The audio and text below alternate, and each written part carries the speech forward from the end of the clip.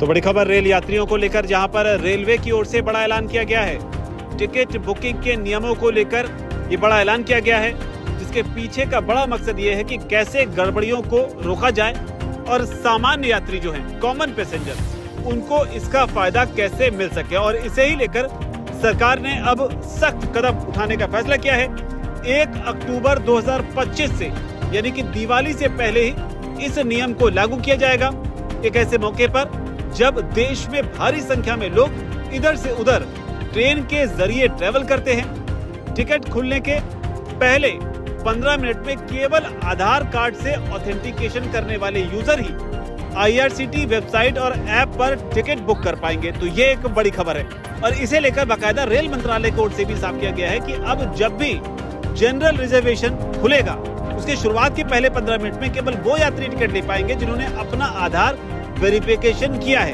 इसका सीधा मतलब ये है कि आम लोगों को इसका सीधा फायदा जो है वो मिलेगा, जबकि बिचौलियों और एजेंटों की पकड़ जो है वो इस नियम के जरिए माना जा रहा है कि कमजोर हो जाएगी। इस नियम को और समझने के लिए आपको बता दें कि रेलवे ने यह भी साफ किया है कि टिकट खुलने के शुरुआती 10 मिनट तक जो भी अधिकृत एजेंट है, यानी कि ऑथराइज्ड एजेंट हैं, वो टिकट बुक नहीं कर पाएंगे।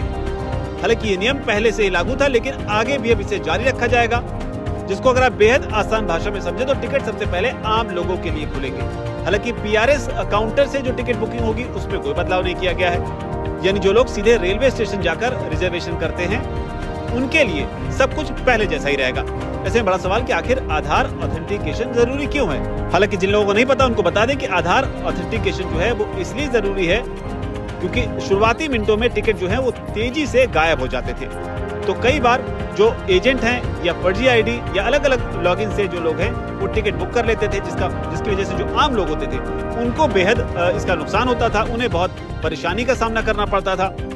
लिहाजा आधार की मदद से अब होगा ऐसा कि एक ही असली पहचान से टिकट बुक किया जा सकेगा, जिसके बाद में माना जा रहा है कि दलाली और ब्लैक मार्केटिंग पर इस नियम के आने के बाद में रोक लगेगी, जो पारदर्शिता है वो बढ़ेगी, टिकट ब्लैक करने वाले जो लोग हैं उन पर लगाम लगेगी और लंबी दूरी की जो ट्रेनें हैं उनमें सीट पाने की संभावना बढ़ेगी। तो इस तरह की बात भी निकलकर सामने आ रही है, जिसको आपको आसान भाषा में अगर समझाएं तो जो एजेंट हैं उन पर लगाम लगानी है और देश के जो आम जनमानस हैं उनको इसका फायदा पहुंचाना है।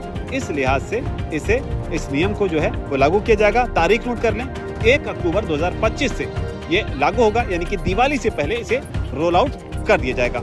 इस नियम को लेकर आपकी क्या सुझाव है, आपकी क्या सोच है? आप जो भी सोचते हैं आप नीचे कमेंट सेक्शन में लिख दीजिए। धन्यवाद।